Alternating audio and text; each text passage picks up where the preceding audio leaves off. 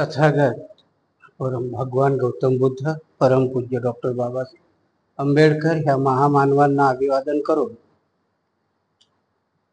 उपस्थित भिक्षू संघ, उपासक उपासिका, ऑनलाईन बघणारे महाराष्ट्रातील उपासक उपासिका यांना मंगल मैत्री. क्रांती आणि प्रतिक्रांती हा ग्रंथ आपण वर्षावास आषाढ पौर्णिमेपासून वाचायला सुरुवात केलेली आहे. आज आपण कालपर्यंत आपण पुराण हे प्रतिक्रांतीमधलं एक वाङ्मय,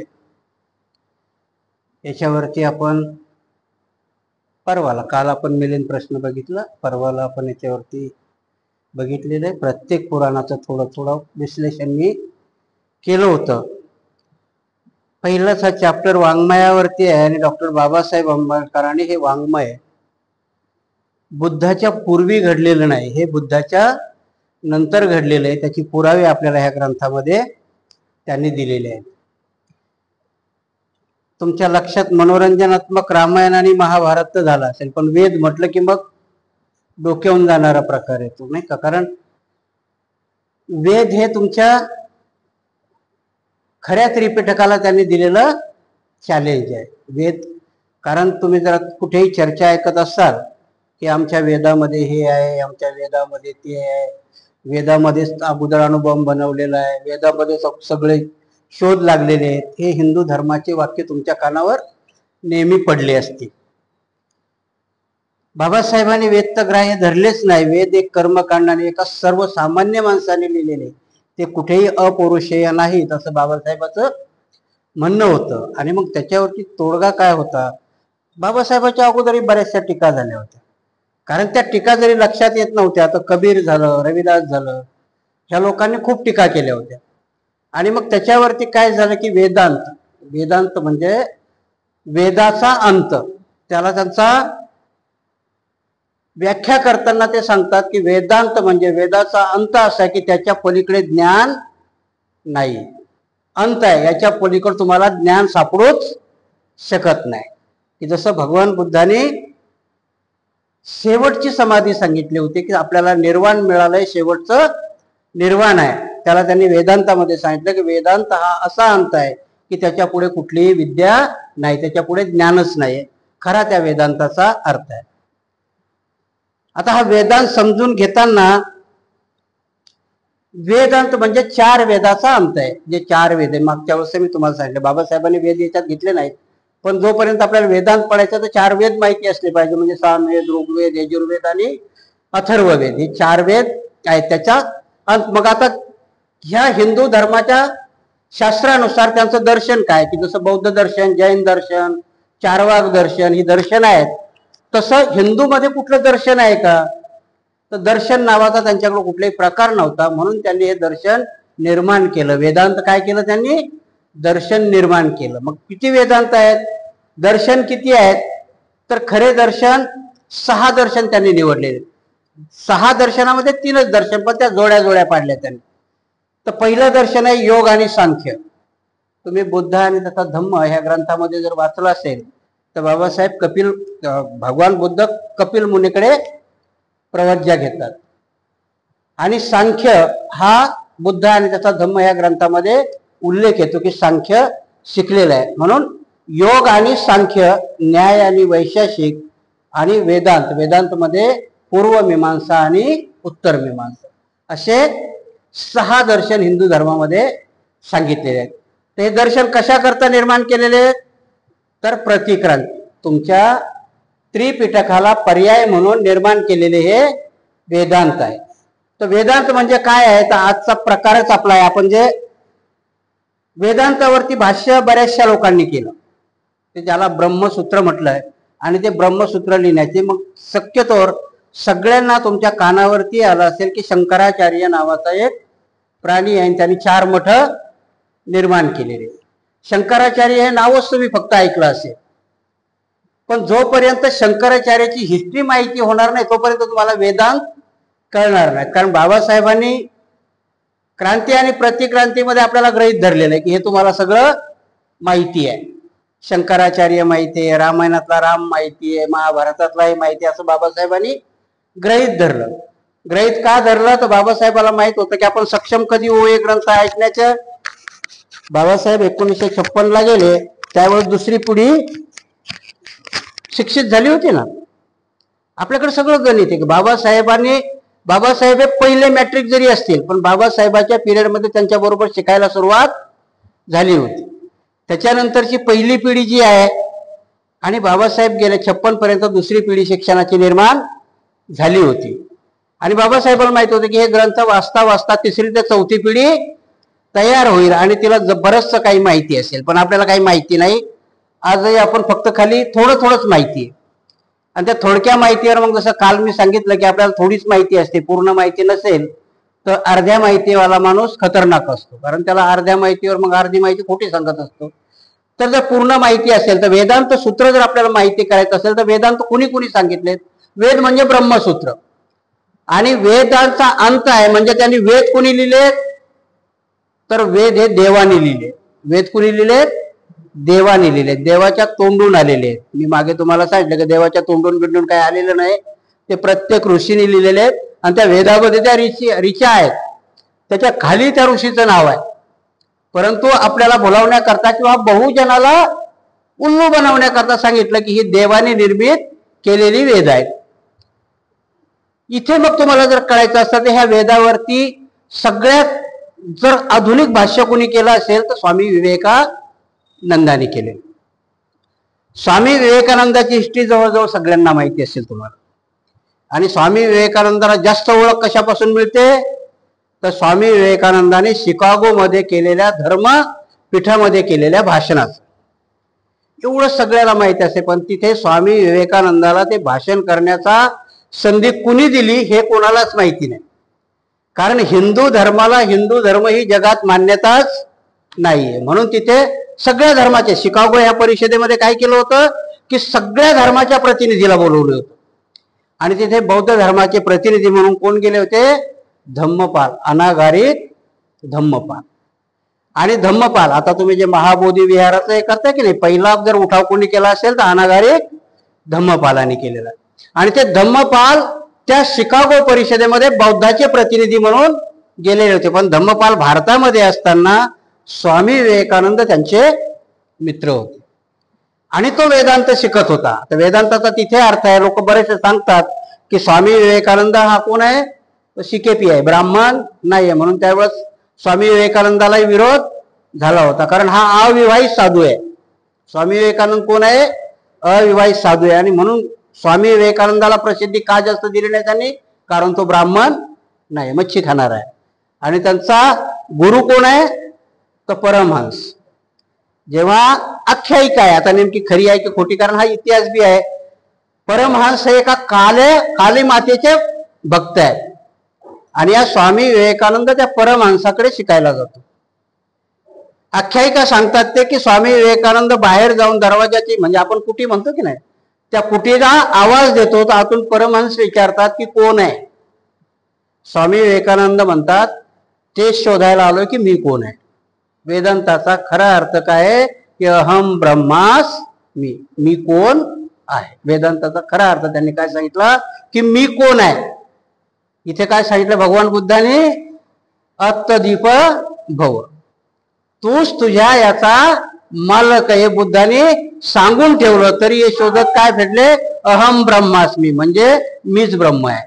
तुमच्यात त्याचा अर्थ काय केला यांनी? अहम ब्रह्मास्मी. शंकराचार्याचे 2 तत्व आहेत, अहम ब्रह्मास्मी आणि तत्वमसी. संस्कृत मध्ये हे 2 त्यांनी सांगितले. अहम ब्रह्मास्मी म्हणजे मीच ब्रह्म आहे. ब्रह्म कोणात साठवलेलं आहे? माझ्यात साठवलेलं आहे. आणि म्हणून आत्मा नावाचा प्रकार त्यांच्याकडे आला. म्हणजे शरीर आणि आत्मा, जिथे बुद्धांनी नामरूप सांगितलं. बुद्धांनी काय सांगितलं? आत्मा. बुद्धांनी हे केलाय का? पण वेदांताच्या कर्मकांडामध्ये त्यांना, म्हणून तुम्हाला वेदांतावरती भाष्य कुणी कुणी केले? बरेचशा लोकांनी केले. पण हे 2 लोक मी तुम्हाला सांगेल की त्यातले पहिले कोण आहेत? स्वामी विवेकानंद. त्यांच्या अगोदर शंकराचार्य. शंकराचार्यांनी शंकर भाष्य म्हणून त्याचं प्रसिद्ध आहे. त्यांनी वेदांत सूत्रावरती ते केलेलं भाष्य आहे. तर तुम्हाला त्या शंकराचार्याचा इतिहास माहिती पाहिजे. मग तेव्हा तुम्हाला कळेल की हे निर्माण केलेले शास्त्र कसे खोल आहे. मी मागच्या प्रवचनातही तुम्हाला सांगितलं होतं की देवाची निर्मिती उत्तरेला झाली. देव कुठे निर्माण झाले? उत्तरेमध्ये. कृष्णही जन्माला कुठे आला? उत्तरेमध्ये. रामही कुठे जन्माला आला? उत्तरेमध्ये. आणि जेवढे जेवढे महापुरुष आले तेवढे दक्षिणेमध्ये. मग तुकाराम असतील, बाबासाहेब असतील, महात्मा फुले असतील, पेरियार रामास्वामी असतील, पण त्यांच्यातला एकच माणूस दक्षिणेत जन्माला आला आणि त्याचं नाव आहे शंकराचार्य.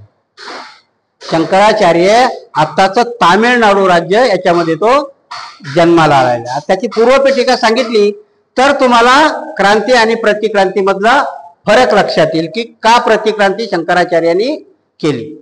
साधारणतः 8व्या शतकामध्ये शंकराचार्याचा जन्म आहे. शंकराचार्याचा जन्म आणि तो जगलाय किती दिवस? 32 वर्ष. आणि 32 वर्षामध्ये त्यांनी जवळजवळ ब्रह्मसूत्र लिहिलं, गीतावरती टीका लिहिली, वेदावरची टीका लिहिली आणि त्यांनी 4 पीठाची स्थापना पण केली. तुम्ही आता जर बघितलं असेल का नाही, शंकराचार्याची 4 पीठ आहे म्हणतात. वेदांत आहे तो वेदांत. कारण वेदामध्ये फक्त कर्मकांड सांगितलेलं होतं आणि तिथे ग्लानी येऊ नये आणि म्हणून या वेदांताची निर्मिती झाली. मग वेदांत, मी तुम्हाला विवेकानंदाची स्टोरी सांगत होतो की धर्मपालच्या शिकागोच्या परिषदेमध्ये प्रतिनिधी म्हणून कोण होते? अनागारिक धम्मपाल.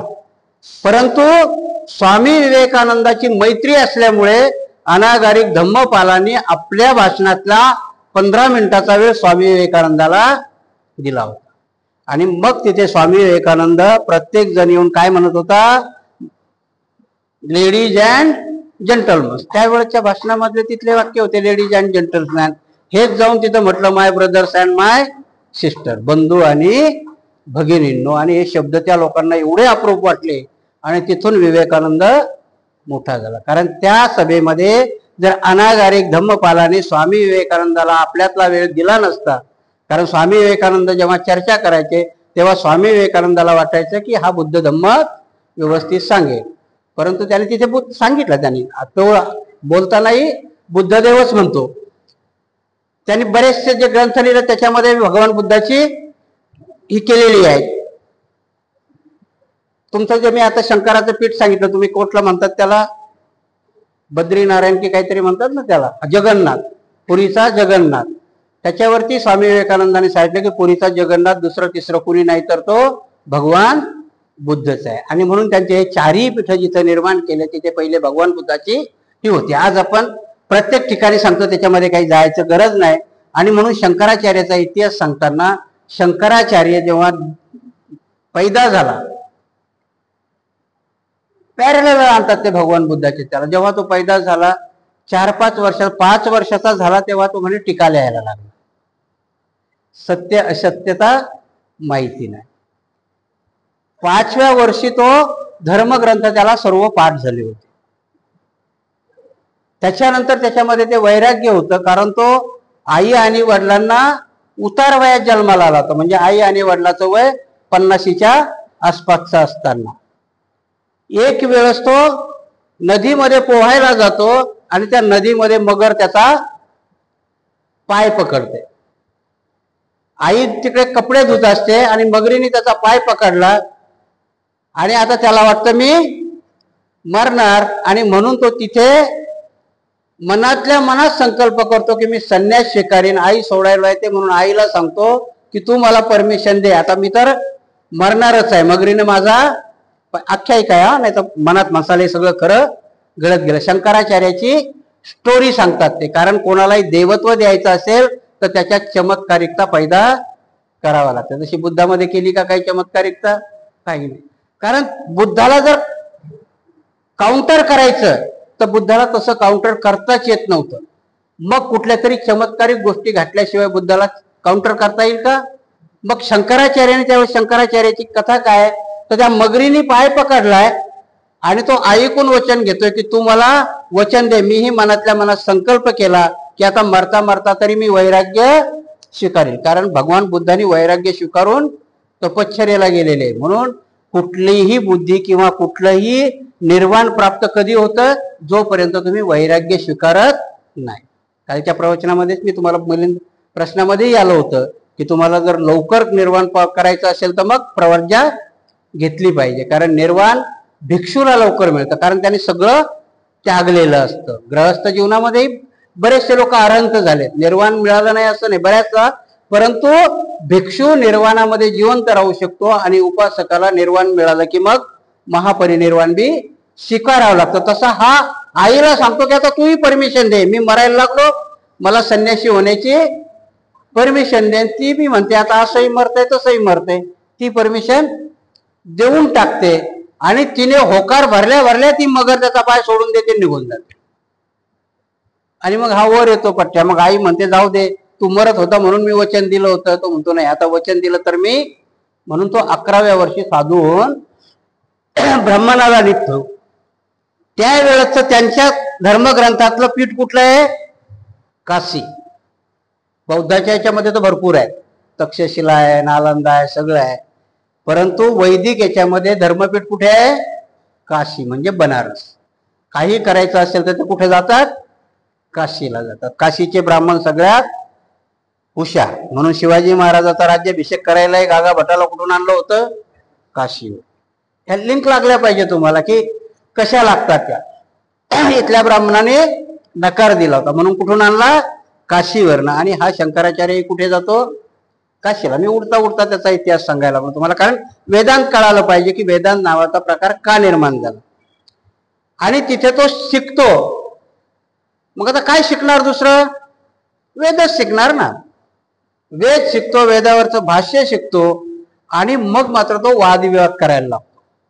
कारण त्यावेळेची प्रथा कशी आहे की कुठल्याही धार्मिक माणसाने दुसऱ्या धर्माच्या माणसाबरोबर शास्त्रास्त्र करायचं आणि जो हरेल त्यांनी जिंकणाराचंच शिष्यत्व पत्करायचं. आपला मिलिंद प्रश्नही त्याच टाईपचा आहे की राजा मिलिंदानी भन्ते नागसेनाकडून हार स्वीकारली आणि ते बौद्ध झाले. तसाच प्रकार सांगितला. कारण का तो एक पहिल्या इसवी पूर्व पहिल्या शतकातला मिलिंद प्रश्न आहे.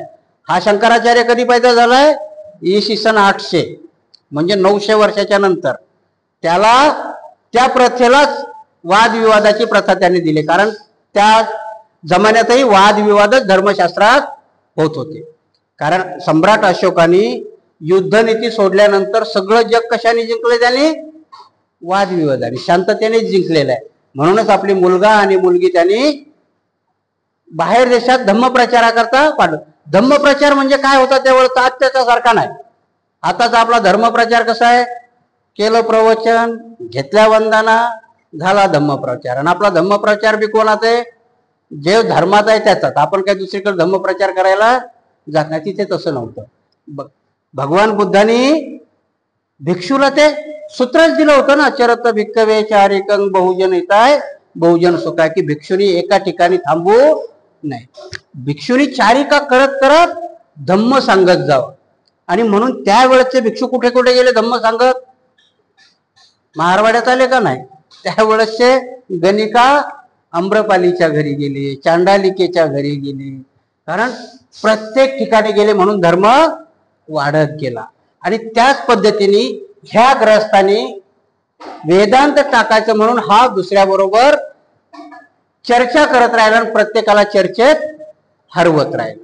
आणि मग जे जे हरत गेले ते वैदिक धर्मामध्ये होत गेले. ऍक्च्युली बाबासाहेब लिहिताना ते सांगतात यांनी चर्चा विरच्या काही केलेली नाही, सगळी दादागिरी केलेली. कारण त्यावेळेस पुष्यमित्राच्या क्रांतीपासून बौद्ध धर्म लयाला चाललाच होता. तो थोडा थोडा थोडा काही काही ठिकाणी टिकलेला होता. शेवटचा पर्याय यांनी केलेला आहे.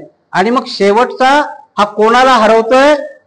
तर मंडन मिश्र नावाचा सांगतात की त्यावेळेसचा बौद्ध राजा मंडन मिश्राबरोबर याचा शेवटचा वादविवाद होतो आणि त्याला हरवतो असं त्यांच्यामध्ये लिहिलं. आणि तिथे बौद्ध धर्माला काउंटर करून तिथे त्यांनी वेदांताचं सूत्र मांडलं. वेदांताचं सूत्र मांडण्याकरता त्यांनी काय केलं तर 4 ठिकाणी मठ काढले.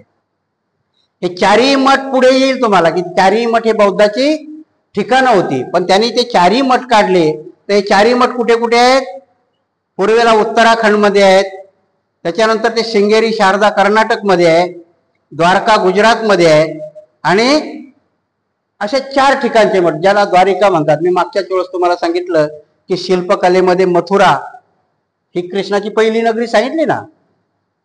जिथे त्याला जरा संघाची आक्रमण व्हायला लागली म्हणून तो द्वारिकेला आला. द्वारिका ही नगरी बसवल्या गेली म्हणून तिथे ते पीठ काढलं. ऍक्च्युली द्वारिका ही बौद्ध नगरी आहे. आता जे उत्खनन झालं की नाही त्याच्यामध्ये बौद्धाचे सर्व अवशेष सापडतात आणि म्हणून त्या शंकराचार्यांनी हे 4 पीठ केले आणि त्या 4 पीठामध्ये वेदांत सूत्र सांगितले जातं. आज ते वेदांत सूत्र काय आहे ते आपण शिकणार आहोत. स्वामी विवेकानंद आणि शंकर, तसे भरपूर जण आहेत वेदांत सांगणारे, भरपूर आहेत, पण हे 2 लोक मेन आहेत म्हणून त्यांची पूर्व पीठिका मी तुम्हाला सांगितली. आता बाबासाहेब ह्या ग्रंथाविषयी लिहितात, ते काय लिहितात ते बघा की वेदांत सूत्र मूळचं कुणी मांडलेलं आहे. जैमिनीच्या वेदा सूत्राप्रमाणे त्याच धर्तीवर आधी प्रस्थापित अभ्यासकाच्या शाखेकडे बादरायणाच्या वेदांत सूत्राचे लक्ष वेधले आहे. त्यामुळे एक प्रश्न स्वाभाविकपणे उपस्थित राहतो की 2 वेगवेगळ्या विचार शाखेचे या 2 संस्थापकात परस्पराचे विचार सुलभ कसे वाटले. तेव्हा एखादी व्यक्ती एखाद्या विषयावर चौकशी करते, त्यावेळी दुसरी व्यक्ती त्याच मार्गावर उघड येऊन वस्तुस्थिती जाहीर करते. पहिला मुद्दा मांडताना बेलवरकर म्हणतात की वेदांत सूत्रे ही कर्मसूत्राच्या अगदी जवळ आहेत. पद्धतीवर रचलेल्या बाबतीत बादरायणाने अगदी अंधपणे जैमिनीचे अनुकरण केले आहे. जैमिनीने वापरलेल्या तांत्रिक परिभाषेचाही त्याने वापर केला आहे. जैमिनीने वापरलेल्या चित्राचा त्याने वापर केला. या गोष्टीचे थोडे आश्चर्य वाटते, परंतु धर्म उपदेशाच्या बाबतीत ह्या दोन्ही शाखांची परस्परकडे पाहण्याची दृष्टी पाहिल्यास मात्र आश्चर्य वाटणार नाही. याबाबत एखादे उदाहरण घेऊया. वेदांताबाबत जैमिनीचे सचित्र उदाहरण दिले आहे. त्या आधारे बादरायण याने पुढील प्रमाणे एक सूत्र मांडले. त्यागाच्या बाबतीत व्यक्ती दुय्यम असल्या कारणाने ज्ञानाचे फळ त्या व्यक्तीस मिळते असे जैमिनीने म्हटले. जैमिनीच्या मते स्वातंत्र्यपणासह काही उद्दिष्टासाठी केलेली कृती वर्णन म्हणजे वेद होय. त्यापेक्षा वेदाचे वेगळे स्वरूप नाही. वेदाप्रमाणे स्वतःचे ज्ञान कोणताही स्वतंत्र निर्णय घेऊ शकत नाही, परंतु त्याचे कार्य एखाद्याच्या मध्यस्थाच्या मार्फत असते. शरीरापासून आपण वेगळे आहोत आणि मृत्यूनंतर स्वर्गात जाणार आहोत व तेथे केलेल्या त्यागाचे फळ मिळणार आहे. ह्या गोष्टीचा त्या व्यक्तीत जाणीव नाही, ती व्यक्ती त्यांना करू शकणार नाही. आता इथे पहिलं सूत्र काय सांगितलं जैमिनीने, त्यांनी भगवान बुद्धाने इकडे काय सांगितलेलं आहे, कर्मसिद्धांत. जैमिनी तिकडे काय सांगतोय, यज्ञ सिद्धांत.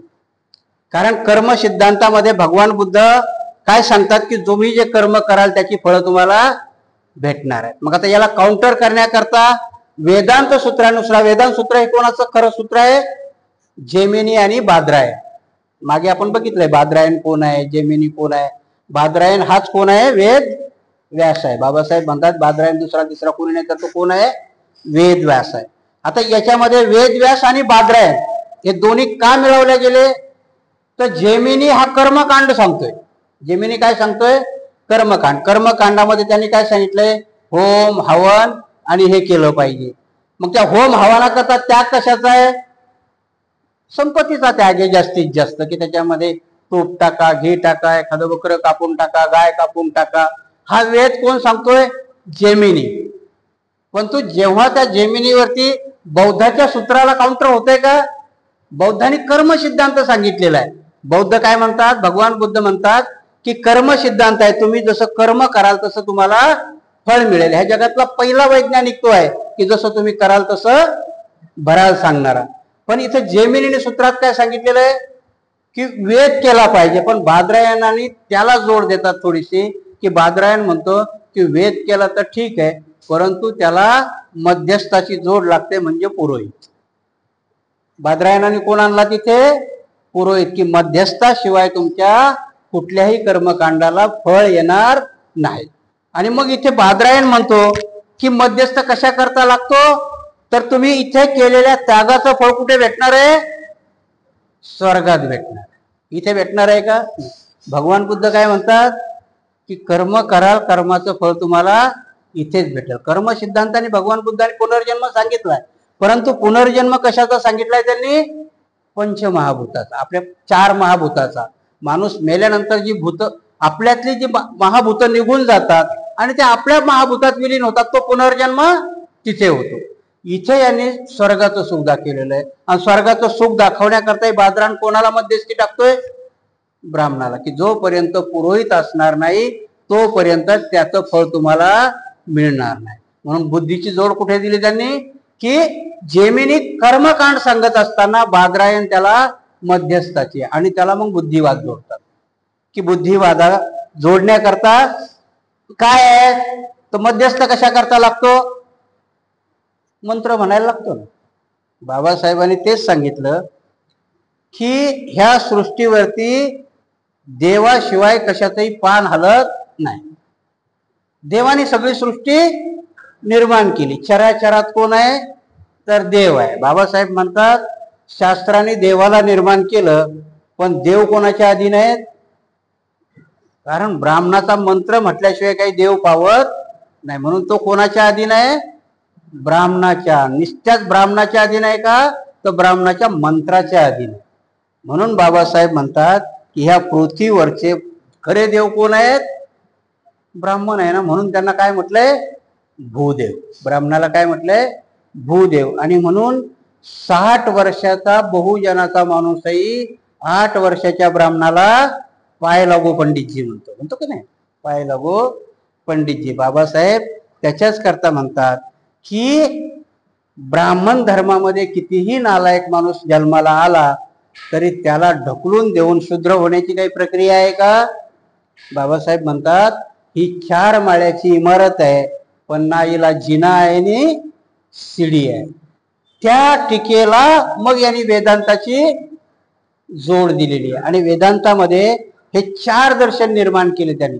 त्याच्यामध्ये आता ते सगळे दर्शन आपण घेणार नाही. बाबासाहेबांनी फक्त वेदांत घेतलाय आणि हे वेदांताची बाबासाहेबांनी 16 सूत्र घेतली. 16 सूत्रामध्ये वेदांताची काय खरी सूत्रे आहेत. त्या पहिल्या सूत्रानुसार जेमिनी कर्मकांड सांगतो तर बादरायण मध्यस्थी पुरोहित सांगतो. त्याच्यात तिसरं सूत्र आहे धर्मग्रंथात आपल्याला सिद्ध पुरुषाची आचारसंहिता आढळते. विदेहचा राजा जनकाने यज्ञ आयोजित केला होता व त्यात मुक्तपणे दान धर्म केला. महाराज मी एक यज्ञ करू इच्छित आहे. आता जनका आणि अशोपती दोघांनी स्वयंची जाणीव होती तर आत्मज्ञानामुळे त्यांना मुक्ती मिळत असेल तर त्यांना यज्ञ करण्याची काहीही आवश्यकता नाही. परंतु दोन्ही ग्रंथात या दोघांनी यज्ञ केला असल्याचा उल्लेख आहे. यावरून गोष्ट स्पष्ट होते की यज्ञाच्या कृतीनंतर मुक्ती लाभते. वेदांतात म्हटल्याप्रमाणे आत्मज्ञानानंतर मुक्ती लाभते. जेमिनीने इथं काय सांगितलं तुम्ही वर लक्षात घ्या तुमच्या लक्षात येईल कारण हे बाकी सगळं डोक्याच्या वरून जाईल. वेदांताने महाभारतामधल्या द्रौपद राजांनी यज्ञ केलेला आहे. कोणाकरता पुत्रकामेष्टी यज्ञ केलेला आहे. त्याने यज्ञातून सीता निर्माण केली आणि दृष्टद्युम्न हे 2 कशाकरता निर्माण केलेले आहेत त्यांनी वेदांताचे सांगितलं. जेमिनीने काय सांगितलेलं आहे कर्मकांड की यज्ञ केला की तुमच्या मनातली इच्छा पूर्ण होते. महाभारतामध्ये कुणी यज्ञ केलेला आहे द्रौपदाने. द्रौपदाने यज्ञ करून द्रौपदीला याज्ञयागिनी बी म्हटलेलं आहे तिथे म्हणजे अग्नीतून निर्माण झालेली. आणि इकडे जनकाने यज्ञ केलेला आहे त्याला शेतात सीता सापडलेली. दोघांनीचाही यज्ञ आहे आणि तो कोणाच्या सूत्रानुसार आहे त्याला पुढची जोड कोण देतात जेमिनी कर्मकांड सांगतात. परंतु त्या याला जोड देण्याकरता बुद्धीचा चातुर्य लावतात बादरायण व्यास की जर त्याला बुद्धी चातुर्याने केलं नाही तर मग आता हल्ली आपण मी तुम्हाला सांगितलं नाही कालच्या बघा याच्यात आपण बघितलं की आपण बोलता बोलता म्हणतो की नाही पुराणातली वांगी पुराणात ठेवा. म्हणजे त्यांनी लाख सांगितलं पण ते लोकांच्या डोक्यात गेलं होतं का म्हणजे म्हणतो आजही आपण म्हणतो ना तुझं पुराण बंद कर रे बाबा. उपरोधाने म्हणतो की नाही आपण जर जास्त लाळ लावली एखाद्या गोष्टीची की हळूच एखादं तर म्हणतो आता हे पुराण बंद करा म्हणजे याला काही अर्थ नाही. तसंच होतं याचं की हे यज्ञ करताना दुसऱ्या सूत्रात त्यांनी सांगितलं होतं की जोपर्यंत तुम्हाला काही इच्छित फळ पाहिजे तर यज्ञ करायला सांगितलं. आणि दुसऱ्या ह्याच्यात की विज्ञानाने तुम्हाला ज्ञान प्राप्तीने मोक्ष होतं यानी यज्ञाने फल निष्पत्ती म्हणजे तुम्हाला काही जरी हवं असेल तर यज्ञाने होत आहे. पण बादरायणाने सांगितलं की नाही तुमच्या बुद्धी चातुर्याशिवाय किंवा तुम्हाला बुद्धी प्राप्त झाल्यास कोणाला काउंटर होत आहे भगवान बुद्धालाच. कारण भगवान बुद्ध जेव्हा त्यांना बुद्धत्व प्राप्त होतात बुद्धत्व प्राप्त व्हायलाही तुम्हाला अंग लागतात. म्हणून तुम्ही जर ऐकलं असेल खूप मोठा विषय आपण वरवर तुम्ही बुद्ध झाला 37 पाक्षीय बौद्ध धर्म जोपर्यंत तुम्हाला समजणार नाही तोपर्यंत खरा बुद्ध धर्म कळणार नाही तुम्हाला. कारण बुद्ध तसेच झालेत का गेले पिंपळाच्या झाडाखाली बसले आणि लगेच त्या रात्री बुद्धत्व प्राप्त झालंय का? नाही. त्याला तुम्हाला ते 37 बोधी म्हणजे कितीतरी जन्म झालेले आहेत बुद्धाचे, आणि त्या प्रत्येक जन्मामध्ये त्यांनी एक एक पारमिता कंप्लीट केलेली आहे. तेव्हा कुठे त्याला, आणि म्हणून भगवान बुद्ध बोधी प्राप्त झाल्यानंतर 7 आठवडे आपल्याला बोधी अंग म्हणजे जोपर्यंत तुम्हाला, आता कसं सांगतात, तुम्हाला एखादा प्रयोग करायचा, समजा शास्त्रीय दृष्ट्या प्रयोग करायचा, प्रयोग शाळेत काय असतंय, कुठलंही केमिकल तुम्ही हातावर घेऊ शकता का? त्याच्याकरता केमिकलचे ते आधार म्हणजे उपकरण असतात. तसं बुद्धत्व प्राप्त करायलाही तुम्हाला बोध्यांग म्हटलंय. जे 7 बोध्यांग लागतात की नाही, ते बोध्यांग जोपर्यंत तुमच्यात निर्माण होत नाही, म्हणून त्याला 4 स्मृती पठण म्हणजे तुम्ही ज्या विपश्यना करता की नाही त्या 4 सांगितलेल्या आहेत. त्याच प्रकारे मग ह्या लोकांनी काय केलं की त्याला काउंटर करायचं, तर यांनी हे 4 वेदांताची सूत्र दिली. मी सांगितल्याप्रमाणे की सगळ्या लोकांना पेपर सोडवायचा असतो तो सोपा पेपर लागतो की नाही. भगवान बुद्धाचा पेपर अवघड होता. भगवान बुद्ध काय म्हणतात, मी मोक्षदाता नाहीये, मी कोण आहे, मार्गदाता आहे. म्हणून मी सांगतो तुम्हाला जायचं की नाही जायचं ते ठरवा. इकडे वेदांत काय सांगतो, होम हवन कर, बैश एक ब्राह्मण बसेल, तो मंत्र म्हणेल, तुझी इच्छा. सीता म्हटल्याबरोबर होमातून सीता निर्माण. बुद्ध ते सांगतात का? मग त्यावेळेचं हे शास्त्र सांगताना त्यावेळेच्या बहुजनाला सोपं कुठलं वाटलं? हे वाटलं ना की हे सोपं आहे, निस्ता नवस केला की देव पावतो. आजही तुम्ही साईबाबाला गेलात, योगायोग असतो, माणूस साईबाबाला जातो आणि इकडे याचं पोरग दुरुस्त होतं ना. ताप येणार, ताप असतो हा कसला, साथीचा ताप. हा याच्या डोक्यात काय असतं, साईबाबाने दुरुस्त केलं. योगायोगाची गोष्ट असते, इथे भगवान बुद्ध योगायोग सांगत नाही. बुद्धाच्या दर्शनमध्ये कुठेही योगायोग नाहीये. बुद्धाच्या दर्शनामध्ये कृती आहे, आचरण आहे, आचार आहे. त्याला टार्गेट करण्याकरता सोपा दिलेला पर्याय वैदिक धर्माने. आणि बरं विशेष काय केलं त्यांनी, सोपा मार्ग हा तुमच्या लक्षात आला असता, पण त्याची प्रक्रिया तुमच्या बहुजनाला कळू दिली नाही. कारण संस्कृत भाषेत म्हटलेले मंत्र आजही बहुजनाला कळतात का? कारण त्यावेळेस संस्कृत ही कोणाची भाषा म्हणत होते, ते देवाची भाषा आहे. आणि पृथ्वीवर देवाचे प्रतिनिधी कोण आहेत, ब्राह्मण आहेत. प्रतिनिधीलाच बोलता येईल ना ती, कारण दोघातला संवाद त्या दोघांनीच बोलायचा.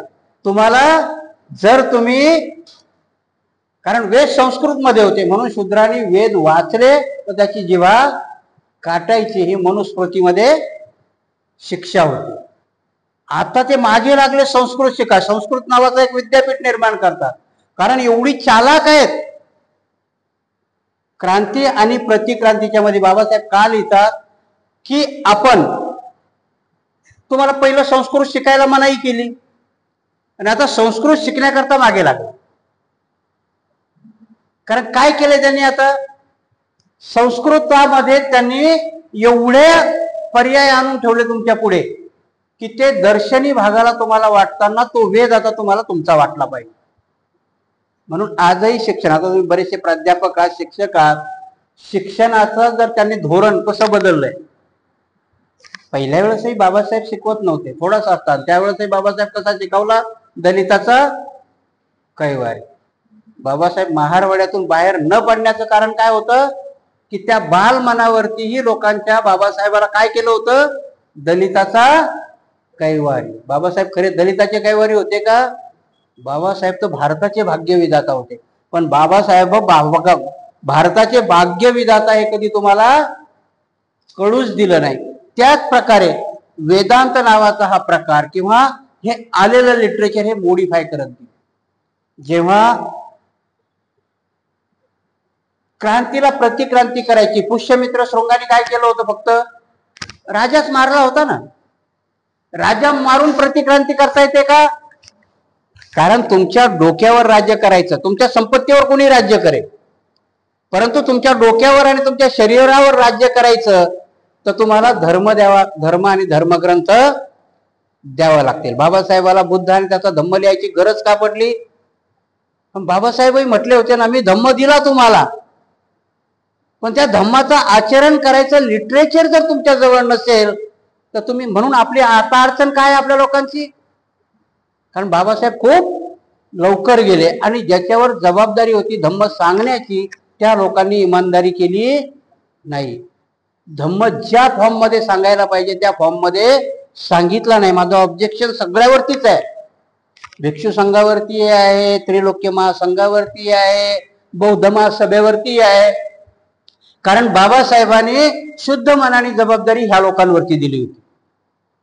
जसं जैनामध्ये शादवाद सांगतात, तुम्ही त्या हत्तीची कथा बघितली का? 7 आंधळे आणि हत्ती, खूप 5वी 6वीतली गोष्ट आहे ती, की हत्तीच्या पायाला हात लावला तो आंधळा म्हणतो हत्ती खांबासारखा आहे, सोंडेला हात लावला तर म्हणतो खराट्यासारखा आहे, कानाला लावला तर सुपासारखा आहे. आपल्या लोकांचीही तीच गत झालेली. बाबासाहेब गेले आणि आम्ही स्वार्था करता हा बुद्ध धम्माचा हत्ती कोणी कानासारखा सांगतो, कोणी हत्तीच्या पायासारखा सांगतो, कोणी, आणि म्हणून त्याच्यामध्ये काय होतं की आमचा परिशुद्ध धम्म आजही भारतामध्ये होत नाही.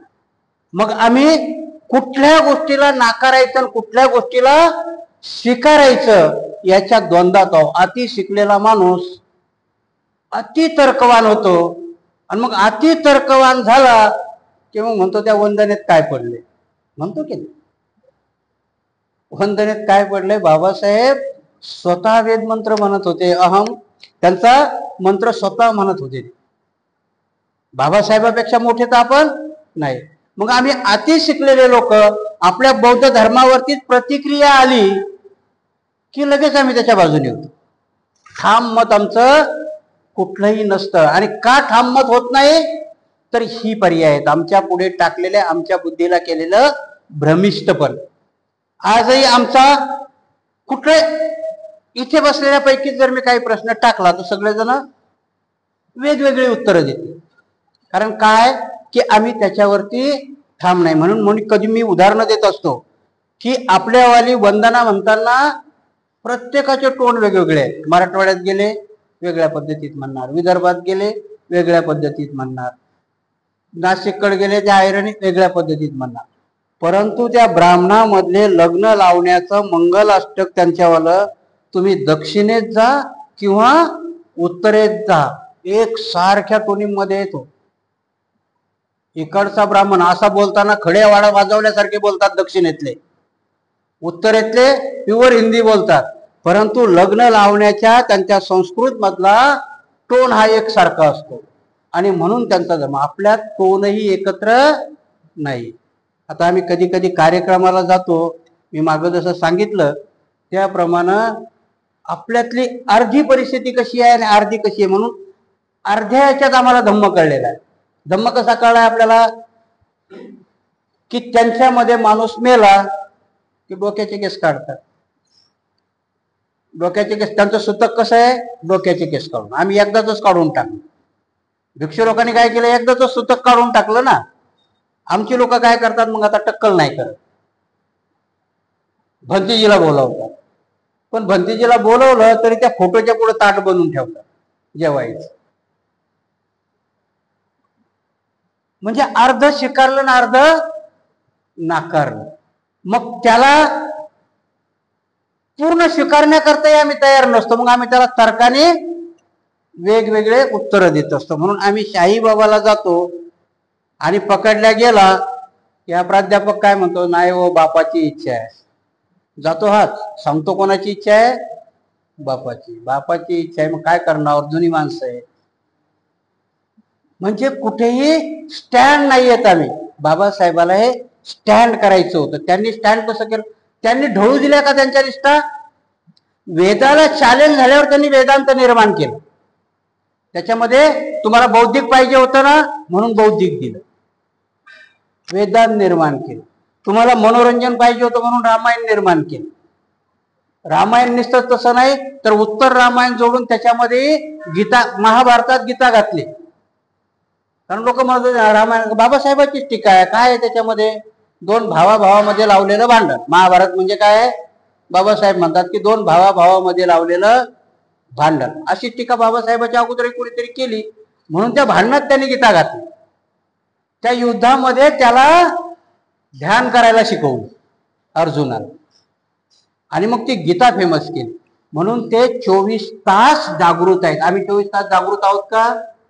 नाही आहेत. आम्ही 24 तास जागृत नाही. म्हणून आमच्यावाल्या धरोहर महाबोधी विहारामध्ये, आता इथे बघा, आपण कुठलीही गोष्ट, आता तुम्हाला इथलंच उदाहरण देतो की आपल्या भंतेजीवरती एका भंतेजीने टीका केली. काय टीका केली? आता मी त्याच्या भानगडीत, दोघांचंही नाव नाही घेत, त्या भानगडीत नाही जात. काय टीका केली? की हे भंतेजी अंधश्रद्धेला बढावा देत आहे. तुमच्याकडे बहुतेक एखाद्या वेळेस व्हिडिओ आला असेल. काय डिमांड केली? की खरंच आणलेल्या हस्ती भगवान बुद्धाच्याच आहेत का? कुठे पाठवाया? आर्कॉलॉजी मध्ये पाठवा. काय म्हणतो तो भंतेजी? आर्कॉलॉजी मध्ये पाठवा. मग बुद्धिजीवीचं खरं कारण काम काय? भगवान बुद्ध काय सांगतात? की एखादा ग्रंथ म्हटलाय म्हणून ऐकू नको, कुणीतरी एखादा साधू पुरुष सांगतोय म्हणून ऐकू नको. मग काय करायला पाहिजे? डिमांड होते आर्कॉलॉजीची. मग भारतातली आर्कॉलॉजी विश्वासपात्र आहे का? राम मंदिराच्या उत्खननामध्ये सगळे बुद्ध सापडले. तुमच्या माहिती करता सांगतो, आनंद भंतेजी त्या बेसवरती कोर्टात गेले की तिथे तुमचं राम मंदिरही नको, मस्जिदही नको, तिथे बुद्ध सापडलाय, तिथे काय व्हायला पाहिजे? बुद्ध विहार. काय केलं कोर्टाने? याचिका तर स्वीकारलीच नाही. त्या आनंद भंतेजीला 3 लाख रुपये दंड लावला. आणि मग आता तुम्ही सांगता की ते आर्कॉलॉजी मध्ये पाठवा. ते आर्कॉलॉजी खरंच सांगेल काय बुद्धाच्या मूर्ती आहेत, बुद्धाच्या अस्थी आहेत म्हणून? मग आमच्या तर्कशास्त्रावरती आम्ही काय शोधलं पाहिजे? एवढासा देश आहे श्रीलंका, तिथे पहिला मुलगा झाला की ते धम्माला दान करतात. त्यांच्या घटनेमध्ये, जसं आमच्या घटनेमध्ये वी द पीपल, आम्ही भारताचे लोक, त्यांच्या घटनेमध्ये नमो तस्स भगवतो अरहतो. मग विश्वासपात्र बुद्धाच्या बाबतीत ते राहतील का? तुम्ही राहा. आमच्या प्रज्ञेने आम्ही जागृत झालो पाहिजे की नाही? आणि त्या हस्ती आम्हाला श्रीलंकेतल्या तिथल्या टॉपच्या भिक्षूंनी दिलेल्या, आणि त्यांनी सर्टिफिकेट काय दिलंय? की त्या महामहेंद्र आणि संघमित्रा यांनी श्रीलंकेमध्ये भारतातूनच आणलेल्या आहेत, त्या आमच्या इथे नव्हत्या. आणि तरी आमचे लोक काय म्हणतात की त्या बुद्धाच्याच अस्थी आहेत का? अरे नसू दे ना. रामाचं काही नाही सापडलं तरी त्यांनी तिथे राम मंदिर बांधलं. इथे आम्ही तर्क घेऊन, म्हणजे धर्म न वाढवण्याला कारणीभूत कोण आहोत? नसतील एखाद्या वेळेस बुद्धाच्या असतील. तुमच्या माहिती करता सांगतो की विहारात कधी न येणारे माणसं येऊन आता बघा रोज 100 माणसं असतात. कोणामुळे येतात ते? श्रद्धा हे एक बुद्धाने धन सांगितलेलं आहे. श्रद्धा निर्माण केली ना तिथे रोज 100 लोक येतात, दुरून दुरून येतात. तुमच्या औरंगाबादमध्ये लातूरहून येतात, नागपूरहून येतात, बौद्ध गयापासून लोक यायला सुरुवात करतात. मग जर तुमचा धम्म वाढवायचा असेल तो खोटा वेदांत ते निर्माण करू शकतात. बौद्ध राष्ट्राने दिलेल्या असती तुम्ही खऱ्या मानू नाही शकत. आणि आमचे बुद्धिजीवी लोकही साथ देतात, हा त्या तपासल्या पाहिजे. अरे चोराच्या घरी झालेली चोरी आणि त्याच्यावरती तुम्ही इन्क्वायरी ऑफिसर चोरच नेमणार असाल तर तो न्याय कोणाच्या बाजूने देईल? आणि मग हे आमच्या लक्षात आलं पाहिजे की आमच्या श्रद्धा आम्ही कुठपर्यंत जागृत ठेवल्या पाहिजे.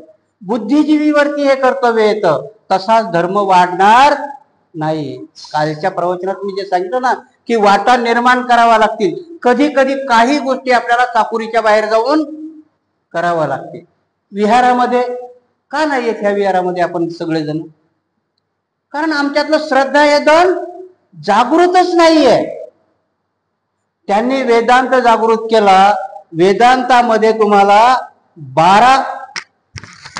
4 ठिकाणी कुंभमेळे झाले पाहिजेत. त्याच्याकरता एक आख्यायिका रचली, समुद्र मंथन केलं, त्या समुद्रातून अमृत वर काढलं, अमृत घेऊन देव पळाले, त्याच्या पाठीमागे राक्षस रावले आणि तो कुंभ हलवला 4 ठिकाणी पाडले. ऍक्च्युली कुंभमेळ्याची आख्यायिका माहिती आहे का कोणाला? कुंभमेळ्याची आख्यायिका आहे की राजा हर्षवर्धन हा बौद्ध राजा होता. हर्षवर्धनाच्या काळामध्ये त्या 2 संगमावरती हा 5 वर्ष जमवलेलं धन तो राजा तिथे संघदान करत होता. काय करत होता? संघदान करायचा. संघदानाची पहिली रीत असायची की भारताच्या त्यावेळेस जम्बूद्वीपामध्ये ज्या ज्या युनिव्हर्सिटी असतील त्या युनिव्हर्सिटीला पहिलं दान दिल्या जायचं. म्हणून तुमच्या युनिव्हर्सिटी जगल्या. नालंदा, तक्षशिला, विक्रमशिला अशाच वाढल्या का? त्यावेळेचे राजे संगमावरती संघदान करायचे आणि पहिलं दान कोणाला असायचं? युनिव्हर्सिटीला असायचं. दुसरं दान कोणाला असायचं? तर त्या युनिव्हर्सिटीमध्ये शिकवणाऱ्या आचार्यांना, म्हणजे कोणाला? भिक्षूंना असायचं. त्या संगमावरती हा मेळा कुठपर्यंत चालू होता? काही लोकांनी मोगलाच्या अकबराच्या काळापर्यंत तिथपर्यंत तो होता. म्हणजे ज्याच्यात जेवढी ताकद आहे. त्यावेळेस काय होती की राजे लोक रथात बसून दान द्यायला यायची आणि भिक्षा मागणारी लोक पायदळी यायची. आता काय होते? आता मोठमोठाले महाराज मर्सिडीज गाडीनं तिथं जातात आणि चेंगरी सामान्य लोक मरतात की नाही? कुंभमेळा कसा निर्माण झाला? राजा अकबरांनी त्याच्या दरबारात असलेल्या एका जणांनी मला प्रश्न विचारलेला आहे की सम्राट अशोकाने हातातलं शस्त्र सोडलं म्हणून हा देश गुलाम झाला. मी तुम्हाला विषयाच्या बाहेर भटकवत नाहीये, विषयाजवळच नेतो. कारण का? त्यांच्यातले मोडिफिकेशन होत गेले, आमच्यात नाही. हर्षवर्धनाचा संगमावरती संघदानाचा मेळावा आम्ही कंटिन्यू नाही केला. त्यांनी त्याचा कुंभमेळा बनवला. म्हणून बौद्ध धर्म लयाला गेला. आणि त्या कुंभमेळ्याकरता त्यांनी आख्यायिका रचल्या. आम्हाला श्रद्धा निर्माण करण्याकरता आम्ही जर एखाद्या पूजेचा संकल्पना आणत असेल तर आम्ही सगळेजण मिळून ते हाणून पाडतो. त्यांनी हाणून पाडली का? अकबराने सांगितलं की अरे बाबा, आमची लोक इथून हाज करायला जातात. बौद्धामध्ये संघदान आहे, तुमच्यात काय आहे याचं? मग त्यांनी शोधून आख्यायिका काढली की आम्ही बी अमृताचा कुंभमेळा तयार करतो. म्हणून आजही तुम्ही ऐकलं असेल की नाही, त्या पहिल्या कुंभमेळ्यामध्ये अकबराने पहिलं स्नान केलं होतं आणि म्हणून त्याला शाही स्नान म्हणतात. आता शाही स्नान म्हणतात की नाही, नागडे साधू त्याच्यामध्ये आंघोळ करतात आणि त्याला ते शाही स्नान म्हणतात. पहिलं शाही स्नान कशाचं नाव पडलं? ते अकबराने केलं होतं. म्हणून आजही तुम्ही नोंदी काढून ठेवा की जिथे जिथे कुंभमेळा होता त्या सगळ्या तीर्थक्षेत्राला 200 एकर जमीन ही राजा अकबराने दिलेली. तीर्थक्षेत्र चालत कशी होती? नालंदा युनिव्हर्सिटी कशी चालत होती? नालंदा युनिव्हर्सिटीच्या आजूबाजूचे 25 गावाचा महसूल त्या नालंदा युनिव्हर्सिटीला दिला जातो. तसेच यांचे पुढे आलेल्या राज्यांनी ज्या त्या तीर्थक्षेत्राला तसे महसूल दिलेले आणि ते मोडिफिकेशन होऊन गेलं. आणि म्हणून शंकराचार्यांनी 4 बाजूला 4 मठ निर्माण केले. कशा करता केले 4 मठ? की 4ही बाजूने तुमच्यावर वेदांताचा मारा होईल, तिथे वेद शिकवल्या जातील त्या मठामध्ये. म्हणून आजही त्यांच्याकडे शंकराचार्य सर्वस्वी याच्यावरती. आणि ते आपल्याकडे आपण कुठल्या ना भिक्षूला मानायला तयार, ना भारतीय बौद्ध महासभेला मानायला तयार. याचे 4 त्याचे 4 त्याचे 4 वाट लागून गेले. कारण हे निर्माण करावं लागेल तुम्हाला. श्रद्धा निर्माण करण्याकरता बाबासाहेब एखाद्या वेळेस चाकोरीच्या बाहेर जायला सांगतात. तुम्ही चाकोरीच्या बाहेर जाऊ द्यायला तयारच नाही. जेव्हा तुम्हाला चाकोरीच्या बाहेर जाऊन कारण तुम्हाला कुठला ना कुठला आधार असल्याशिवाय श्रद्धा निर्माण होणार नाही. जोपर्यंत तुम्ही सगळे एकत्र येणार नाही, साधक बाधक चर्चा होणार नाही, घुसळण होणार नाही, त्याच्यामधून काही ना काही निष्पन्न होणार नाही. वेदांतामध्ये त्यांनी केलं. मी तुम्हाला जे 6 दर्शन सांगितले की नाही, त्यांनी ऋषी निर्माण केले. तुमच्या माहिती करता सगळे काल्पनिक ऋषी आहेत. 32 वर्षाच्या आयुष्यामध्ये त्यावेळेस शिक्षणाचे पर्याय कुठे होते? 8व्या शतकामध्ये शंकराचार्य निर्माण झालेला आहे ना. त्यावेळेस शिक्षणाचा पर्याय काय? नालंदा युनिव्हर्सिटी आहे. त्यावेळेस कृष्णा आहे का? कुठे काय का? जर हा शिकलाही असेल तर कुठे शिकला असेल? नालंदामध्ये शिकावं लागलं असेल ना याला. जर यांनी कारण नालंदामध्ये संस्कृत शिकवल्या गेलं. संस्कृत नालंदामध्ये एक विषय होता पुष्यमित्राने प्रतिक्रांती केल्यानंतर वेद आलेच होते, म्हणून वेदही शिकवले गेले नालंदा युनिव्हर्सिटीमध्ये. कारण महायान पंथांनी त्याला विद्या म्हटलंय. वेदाला काय म्हटलंय? विद्या. विद्या म्हणजेच विद्या. विद्याचे यांनी काय बनवले? वेद बनवले. आणि म्हणून तो एक विषय तिथे होता, नाही असं नाहीये. बघ, हा शंकराचार्य तिथे शिकला असेल ना.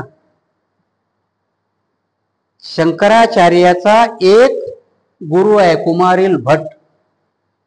जेव्हा हा त्याच्याशी वादविवाद करायला जातो तेव्हा तो आत्महत्या करायला निघतो कुमारिल भट्ट. हा हे लिहिलेलं नाही, हा शंकराचार्य त्याला विचारतो, तुम्ही एवढे मोठे विद्वान आहेत, आत्महत्या का करताय? तो म्हणतो, माझ्या हातून पाप घडले, कारण मी बौद्धाचं तत्वज्ञान आत्मसात केलं खोटं बोलून. त्यांना काय सांगितलं होतं की मी बौद्ध धर्माचा प्रचार करेल, आणि म्हणून त्यांच्या धर्माचा कुमारिल भट्ट नावाचा हा शंकराचार्याचा कोण आहे? गुरु आहे. त्याला सांगतो त्याच्यामध्ये की मी ते आत्मसात केलं आणि त्याच्यानंतर मात्र मी वेदांत सांगायला सुरुवात केली, हे मी पाप केलेलं आहे आणि म्हणून मी आत्महत्या करतो. तिथे शंकराचार्य सांगतोय आत्महत्या काही नको करू. त्याला आपला शिष्यच बनवून घेतो, त्या गुरुला आपला शिष्य बनवतो, त्याला वेदांत सांगायला. ही त्यावेळेची चर्चेत घडलेली. म्हणून हे वेदांत, बाबासाहेब काय सांगतात की वेदांताची सूत्र परस्पर पूरक नाहीयेत, परस्पर विरोधातली आहे, आणि म्हणून ते कळतं की ही खरी नाहीत. हे भगवान बुद्धाच्या धर्माला प्रतिक्रांती करण्याकरता निर्माण केलेली ग्रंथ आहेत. म्हणून तिथे जेमिनी आणि बादरायणाची ही 16 सूत्र बाबासाहेब अभ्यासाला घेतात. आणि त्याच्यामध्ये 2 शब्दात जर सांगायचं झालं की कर्मकांड आणि कर्मकांडाला दिलेली बुद्धीची जोड म्हणजे वेदांत. दुसरं तिसरं काहीही नाही. ह्या वेदांतानुसार बाबासाहेब सांगतात की जर तुम्हाला तुमची कारण काय होतं, कुठली गोष्ट बघा, मला काही आताच एका जणांना तिथं विचारलं, तुम्हाला एवढं कसं काय माहिती हो? जर तुम्हाला दुसऱ्याला तुमच्या डोक्यातून काही काढायचं असेल तर जोपर्यंत दुसऱ्याच्या टीका माहिती नसेल तेव्हा तुम्ही काहीच नाही बोलू शकणार ना. महाभारतावरती त्यातल्या ते खरं आहे का खोटं आहे हे कळण्याकरता ते वाचावं लागेल ना. आमच्या लोकांनी वाचलंच नाही, पण टीका मात्र जबरदस्त करतो. जोपर्यंत ती गीता पूर्ण तुम्हाला वाचून तुम्ही कळणार नाही, आणि तीही निपक्षपातीपणाने वाचता आली पाहिजे. आताही तुम्हाला सांगतो, आपल्या बुद्धी निपक्षपाती आहेत का? तुमच्यातले 4 लोक जर घेतले की एकाला बाळासाहेब आवडतील, एकाला रामदास आठवले आवडतील, एकाला कवाडे आवडतील, आणि मग कवाडेने कुठलीही कृती केली की कवाडेच्या कार्यकर्त्याला ती चांगलीच, कारण इथं फिट झालेला आहे कवाडे. बाळासाहेबाची कुठलीही कृती केली तरी बाळासाहेबाच्या कार्यकर्त्याला तुम्हाला कधीच समीक्षा करता येईल की तुम्ही ती निपक्षपातीपणाने, गीताही जर वाचली निपक्षपातीपणाने वाचा, तोपर्यंत तुमच्यावर त्रिपिटक बाजूला ठेवा आणि मग तुम्हाला त्याच्यातली त्रुटी कळेल. बाबासाहेबांनी त्रिपिटक पूर्ण स्वीकारलं का? बाबासाहेबांनी जातक कथा नाकारल्या, मग बाबासाहेबांनी अभ्यास कसा केला असेल? बुद्ध तर त्यांना मॅट्रिकच्या ह्याच्यातच ग्रंथ दिला होता ना केळुस्कर गुरुजीने. म्हणून बाबासाहेबांनी बुद्धी एका बाजूला भटकू दिली का? बाबासाहेबांनी सगळ्या धर्मग्रंथाचा अभ्यास केला, परंतु तो निरपेक्ष बुद्ध भावनेने, आणि म्हणून तुम्हाला ते बुद्धाच्या ओटीमध्ये टाकू शकले. जर बाबासाहेबांनी या निरपेक्ष भावनेने केला नसता तर बाबासाहेब जिनाबरोबर नक्कीच गेले असते, कारण त्यावेळेची परिस्थितीच तशी होती ना. आता जरी आपल्याला जर कोणी म्हटलं की दोघांचं भांडण लागलं तर तो काय सूत्र आहे ना जगाचं, दुश्मनाचा दुश्मन तो आपला मित्र, हे सूत्र दिलं ना जगाने. बाबासाहेबांनी नाकारलं ते. दुश्मनाचा दुश्मन आपला मित्र नाही होऊ शकत, बाबासाहेब बोलले. होऊ शकतो का? काँग्रेस ही बीजेपीची दुश्मन आहे, पण तुमची मित्र झाली का? नाही होऊ शकत. बाबासाहेबांनी सूत्राला छेद दिला, म्हणून बाबासाहेब तर्कावरती उभं राहायला सांगतात. बाबासाहेबांनी म्हणून हे ग्रंथ लिहिलाय, तुम्ही आता वाचलाय की नाही म्हणा, अनिहिलेशन ऑफ कास्ट हा ग्रंथ बाबासाहेबांनी एवढा, ऍक्च्युली ते भाषण आहे, तोडक मंडळामध्ये त्यावेळेच्या कराचीमध्ये त्यांना ते भाषण द्यायचं होतं, पण त्यावेळेचे आपले काय म्हणतात त्यावेळेचे अस्पृश्य बाबासाहेबाला तर बोलवलं त्याने भाषण द्यायला, पण ते बोलले अगोदर लिहून पाठवा. बाबासाहेबांनी लिहून पाठवलं, ते हळूच म्हणे नाही नाही याच्यातले ते देवबीव बाजूला काढा. बाबासाहेब म्हणे नाही माझ्याच्याने काढणं होणार नाही, मला अध्यक्ष ठेवायचं तर ठेवा नाही तर ठेवू नका. त्यांनी बाबासाहेबाला बोलवलं नाही अध्यक्ष म्हणून. बाबासाहेबांनी ते छापलं, त्याचा ग्रंथ केला, त्याच्यावर गांधींनी टीका केली. मग त्या गांधीच्या टीकेलाही उत्तर दिलं त्या ग्रंथात. कधी तुम्ही वाचा तो ग्रंथ, एवढा सुंदर आहे, त्याच्यानंतर तुमच्या लक्षात येईल. म्हणून बाबासाहेबांनी संशोधनात्मक ग्रंथ आपल्या शिकले सवरलेल्या लोकांकरता दिलेले, अनाड्याकरता नाही. आणि तुमच्यावरती जबाबदारी दिलेली, आम्ही अनाड्याच्याही पलीकडे जाऊ. म्हणून आज आम्ही जिथे श्रद्धा उत्पन्न करतो त्या श्रद्धेला हाक अनाडी देतो, आमचा शिकला सवरलेला माणूस देत नाही. अजून त्या श्रद्धेला अंधश्रद्धेचं रूप देऊ. कारण काय होतं, श्रद्धा आणि अंधश्रद्धा याच्यामधली लाईन एवढी पतली आहे की तुम्ही केव्हा श्रद्धेतून अंधश्रद्धेत उडी मारता हे कळणारही नाही. म्हणून बाबासाहेब म्हणतात की श्रद्धेला तसं धन म्हणता येतं, कारण श्रद्धा ही एक प्रकारची धन आहे. जोपर्यंत श्रद्धा होत नाही, मला सांगा की जर आपल्या वडिलांनी तुमच्या हातामध्ये एक गोळी दिली आणि सांगितलं की ही डोकं थांबायची गोळी आहे, आपण काही शंका व्यक्त करू का? कारण आपल्या बापावर आपली श्रद्धा आहे. आपला बाप आपलं वाईट करूच शकणार नाही, ही काय आहे तुमची श्रद्धा आहे. जर श्रद्धा नसेल तर नाही का ना. म्हणून श्रद्धा असणं ही खूप मोठी गोष्ट आहे. श्रद्धा हे धन आहे. श्रद्धा काय सांगितलंय, धन आहे. लज्जा हे धर्मातलं धन आहे. माणसाला लज्जा वाटली पाहिजे. जर तुम्हाला लज्जा नाही वाटली तर तुम्ही सैरावैर होणार. म्हणून भगवान बुद्ध लज्जा श्रद्धा हे काय सांगतात, हे धन आहे तुमच्या जवळचं. पैशाला बुद्धांनी धन म्हटलं नाही. जो माणूस श्रद्धावान आहे, धम्माच्या प्रती श्रद्धावान आहे, तोच पुढे जाऊ शकतो. जास्त तर्कवादी, जास्त वितर्कवादी नाही. आम्ही तर्क आणि वितर्कवादी आहे. आणि म्हणून आजही आमचा बाबासाहेबांनी जी अपेक्षा व्यक्त केली होती की मला पूर्ण भारत बौद्धमय करायचा आहे, त्याच्यामध्ये आम्ही वेगळेच प्रकार घेतले. बाबासाहेबाचं ते वाक्य आम्ही विस्मरणात गेलं आणि बाबासाहेबाचं आणि बुद्धाचं आम्ही कोणतं वाक्य घेतलं की मी सांगतोय म्हणूनही विश्वास ठेवू नको. हे वाक्य घेतलं की नाही आम्ही? प्रत्येक जण सांगतो बाबा, कुठेच नाही म्हटलं तसं भगवान बुद्धांनी. भगवान बुद्धांनी तर स्वतः डिक्लेअर केलं की मी सम्यक संबुद्ध झालोय, मला ज्ञान प्राप्त झालंय, मला माहिती आहे, मी सांगतो ह्या मार्गाने जायचं का नाही ते ठरवा. काय सांगतात बुद्ध? पण आम्ही त्याचा अर्थ काय केला की भगवान बुद्ध म्हणतात मी सांगतो म्हणून पण ऐकू नको. किती वेगळा प्रकार केला, किती अर्थ वेगळे केलेत आम्ही. बाबासाहेबांनी तुम्हाला बऱ्याचशा व्याख्या दिल्या होत्या. बाबासाहेबांनी काही पडताळण्याचे सूत्रही दिले आम्हाला, पण त्या पडताळण्याच्या सूत्राचे अर्थही आम्ही वेगळे केले. त्यांनी नाही केले. त्यांनी सांगितलं कुंभमेळ्यात इथं अमृत पडलं, बाकी सगळ्या लोकांनी सांगितलं इथं अमृत पडलं. त्या चंद्रभागेमध्ये नाशिकचे लोक रोज जाऊन संडास करतात, पण कुंभमेळ्याच्या वेळेस इथे अमृत त्यांना सापडतं. आम्हाला ना आजपर्यंत नागपूरच्या दीक्षाभूमीला सापडलं, ना 6 डिसेंबरला चैत्यभूमीला सापडलं, ना भीमा कोरेगावच्या वीरभूमीला सापडलं. ह्या सगळ्यांच्या आम्ही जत्रा केल्या. त्यांनी त्यांचे मेळे केले, न चुकता ते करतात. सगळं खोटं आहे पण तरीही ते चालवून घेतात. कारण का की त्यांनी नेहमी परिवर्तन करून तुमच्या डोक्यात घातलेली ती आहे, ते सजग आहेत. आजही मोहन भागवत झोपतोय का? आमच्याकडे आहे का असा एखादा मोहन भागवत? सांगा बरं मला, एक तरी आहे का? तर सांगा. भिक्षू संघात एखादा आहे का? हा मोठा एखादा भिक्षू आहे की याच्या पाठीमागं सगळा महाराष्ट्र उठून उभा राहील, आहे असं एखादा कुणी? भारतीय बौद्ध महासभेत आम्ही एकमेकावरच टीका करण्यात मशगूल आहोत. आम्ही कधी एका छताखाली बसून आमच्यातले दोष आम्ही आमच्यात चर्चा करून मिटवायला तयार नाहीयेत. आणि म्हणून ह्या धर्माची सूत्र, ह्या धर्माला बाबासाहेबांनी क्रांती आणि प्रतिक्रांती त्याचाच करता लिहिली होती की त्यांनी तुम्हाला कमी करण्याकरता ग्रंथ लिहिले आणि तुम्ही ते ऍक्सेप्ट केले. 200 किलोचा माझा आजा पंजा 60 किलोच्या पाटलाच्या घरी शेण भरत. कशामुळे? तर त्यांच्या मनुस्मृतीत सांगितलंय म्हणून.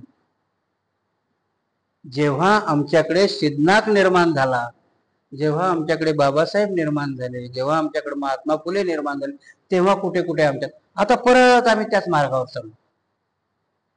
आधुनिक पद्धतीने परत आम्ही त्याच मार्गाकडे निघालो. कारण तेव्हाही जास्त आधुनिक नाही. बाबासाहेबाला विरोध करणारे जगजीवन रामच होते. दुसरे तिसरे तुमच्या माहिती करता सांगतो, बाबासाहेबाला एवढा विरोध, आता तर काहीच नाहीये, एवढा विरोध झालेला आहे. भगवान बुद्धाला तर देवदत्ताने 4 वेळेस मारण्याचा प्रयत्न केलेला आहे. परंतु त्यावेळेच्या त्यांच्या पारमिता म्हणून त्यावेळेच्या बाबासाहेबाच्या सोबत असलेले माझे पूर्वज, तुमचे पूर्वज हे खंबीर होते. टीकाकारापेक्षा त्यांच्या पाठीमागे राहणारी लोक खंबीर होते. आता तसं नाही. आता आम्ही, कारण आम्ही सेल्फिश झालो, आम्ही आमच्यापर्यंत बघायला लागलो. तुमचंच नाही, मी नुसतं समाजालाच दोष नाही देत. कारण मी कधीही सांगतो की जोपर्यंत ज्या मुलाची आई, तुम्ही विनोदाने एखादी कथा ऐकली असेल की एक चोर आहे, कोर्टामध्ये जातो, मग त्याला शेवटची इच्छा विचारतात आणि मग तो म्हणतो की मला आईला भेटायचंय, आणि तो आईच्या कानाखाली मारतो. बौद्धिक कथा आहे. का मारतो? तर तो सांगतो की ही थापड तू जर मला त्यावेळेस मारली असती पहिल्या चोरीला, तर मी चोर झालो नसतो. हेच आहे, आपल्याला थपडा मारूनही आपण सुधारायला तयार नाही. मग आम्ही त्या महात्मा गांधीचा मंत्र घेतो, ह्या गालावर मारले की हा गाल पुढं करा. बुद्धाची शांतता ती नाहीये. बुद्धाचा म्हणतात ह्या गालावर खाण्याची वेळच येऊ देऊ नको, म्हणजे दुसरा गाल पुढे करण्याची वेळ येईल का आमच्यावर?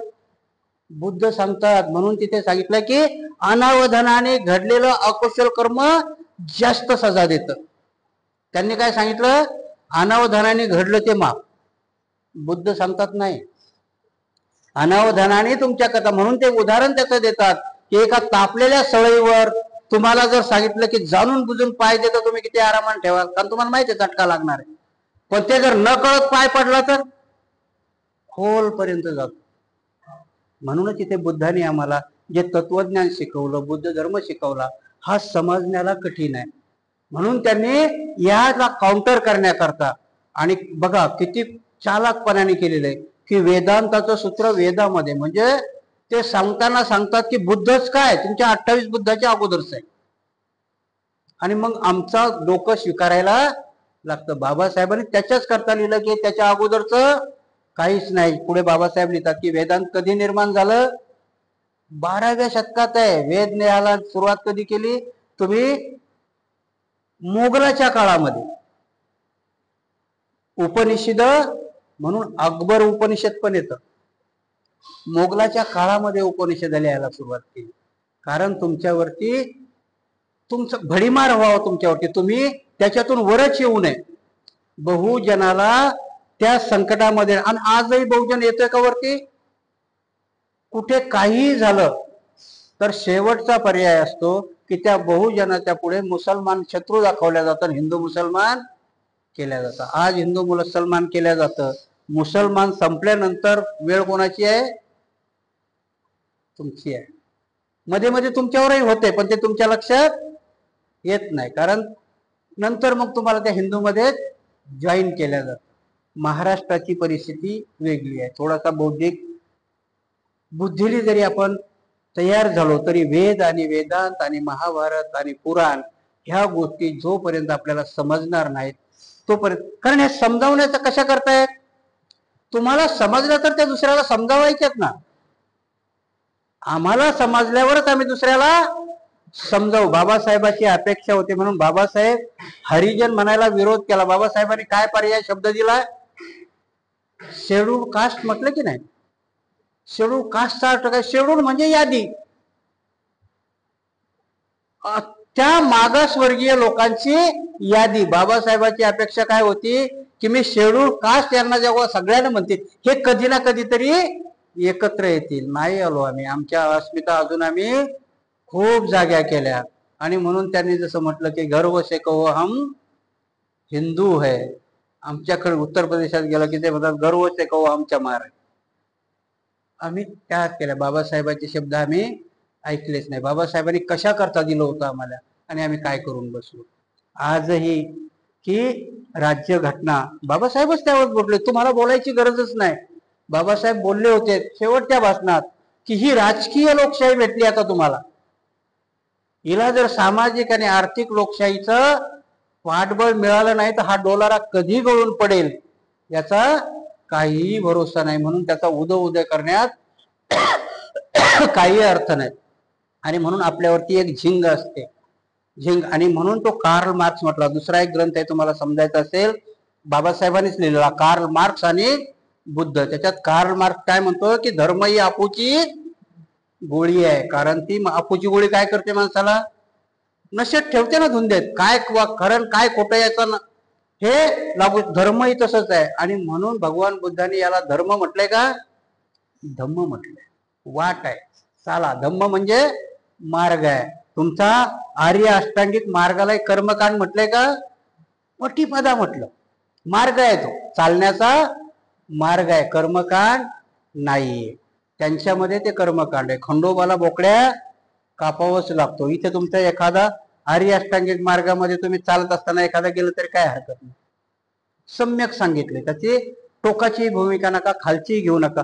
आणि म्हणून हे निर्माण केलेले ग्रंथ बाबासाहेब म्हणतात हे बुद्धाच्या नंतरचे आहे.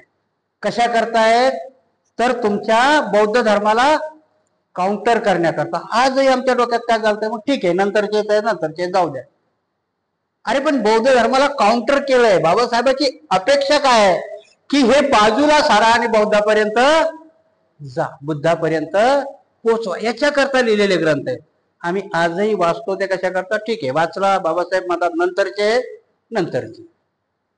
तिथपर्यंत जाण्याकरता आम्हाला खूप काही करावं लागेल. मग छोट्या ह्याच्यात का नाही. म्हणून त्या वामनदादाच्याही ओळी आपल्याला आठवल्या पाहिजे की भीमा तुझ्या विचाराचे जर 5 लोक असते तर तलवारच्या मग कमी का असत नाही. म्हणी अशाच नाही पडल्या की थेंबे थेंबे तळे साचे.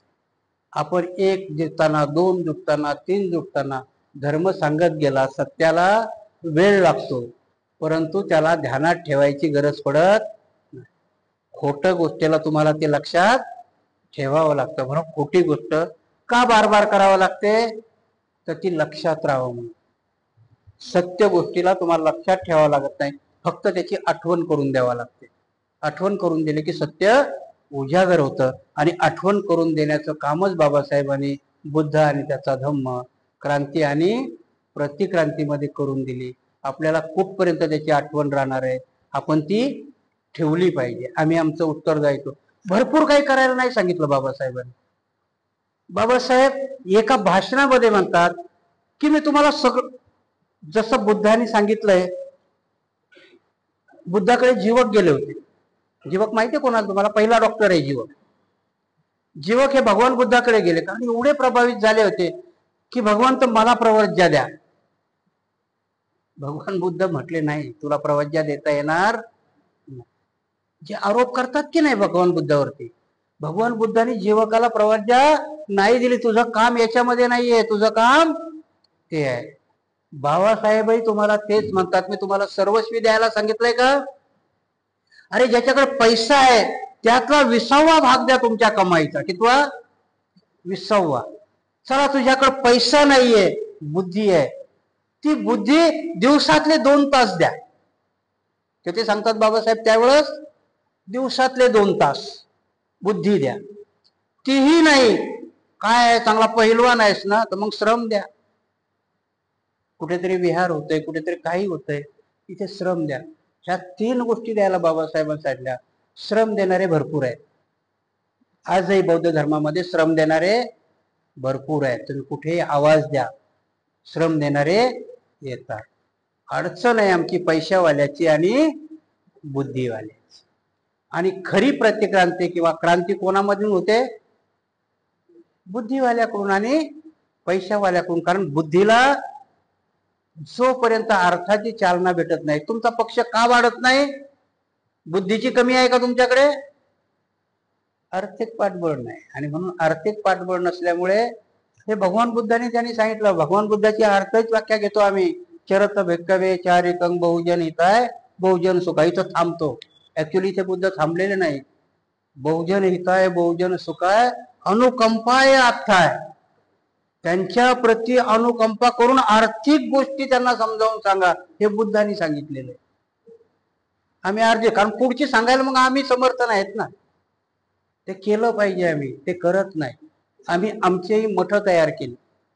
आणि म्हणून त्यांनी काय, प्रत्येकाच्या प्रतिक्रिया का तशा होतात की एक दुसऱ्याला नाव ठेवण्याचे लूप हॉल, म्हणजे आपण ज्याला कमी म्हणतो की नाही, आम्ही तीच बघतो. आम्ही क्रायटेरिया बघत नाही. क्रायटेरिया काय असतो, मी मागे तुम्हाला एक उदाहरण सांगितलं होतं की काय चांगलं आणि काय वाईट, दोन तराजू आहेत. एका तराजूमध्ये माझ्या वाईट गोष्टी टाका, एका तराजूमध्ये चांगल्या गोष्टी टाका. ते जर मूल्यमापन समसमान होता तर मी ठीक आहे. कारण मी सगळ्याच गोष्टी चांगल्या केल्या तर बुद्ध होईल ना.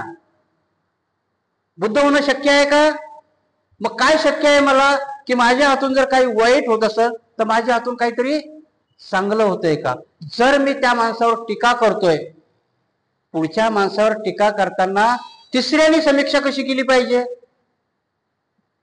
जर मी समजा तुमच्यावरती टीका करतो तर तिसऱ्या माणसाने समीक्षा केली पाहिजे की श्रद्धा रक्षितची चांगली कामं काय आहे. ज्याच्यावर टीका केली त्याची चांगली कामं काय आहे. जर श्रद्धा रक्षितची चांगली कामं त्या टीका करणाऱ्यापेक्षा चांगली असतील तर मग श्रद्धा रक्षित 10% ठीक आहे. पण श्रद्धा रक्षितकडे एकही चांगलं काम नसेल आणि पुढच्याकडे 1000 चांगली कामं आहेत, 3च कामं त्यानं बिचाऱ्याने वाईट केलीत आणि श्रद्धा रक्षित त्या 3च कामावरती टीका करतोय, मग मात्र तिसऱ्याने कसं समीक्षण करायला पाहिजे. त्या श्रद्धा रक्षितला सांगायला पाहिजे ना, जरा शांत बसा, त्यांनी बरेच चांगली कामं केली, 2-3 वाईट असतील, सुधारेल. नाही सुधारलं तरी काही फरक पडत नाही, त्याच्या तराजूचं पारडं चांगल्या कामाने खाली गेलेलं. ही समीक्षा बुद्धिजीवीनी केली पाहिजे. कोणी केली पाहिजे? बुद्धिजीवीनी केली पाहिजे. जोपर्यंत बुद्धिजीवी ही समीक्षा करणार नाही तोपर्यंत चांगलं काम करणाराचा हुरूपही येणार नाही ना. बौद्ध महासभेवाले का चांगलं काम करत नाही? मी बोलतो वाईट त्यांना, पण त्यांचा लूप हॉल मी सांगतो ना, कारण तुम्हीच त्यांच्या पाठीमागे जात नाही. बौद्ध महासभेचं एखादं शिबिर लागू द्या, कोणी जाते का? बौद्ध महासभेवाल्याला एखादं हँडबिल काढू द्या किंवा एखादी पुस्तिका काढू द्या, घेता का? मग ते म्हणतील मरू देत ना, कशाला करायचंय.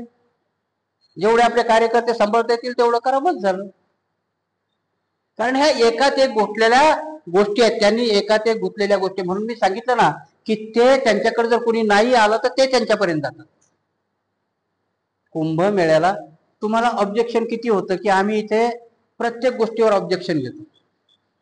कुंभमेळ्यावरती आजपर्यंत कोणी ऑब्जेक्शन घेतलंय का? करोडोनी सरकार पैसे देतं. आमच्या इथे आम्ही थोडासा जरी कार्यक्रम केला तर ते बाकीचे टीका करायचं सोडू द्या, आमचेच लोक सुरू होऊन जातात.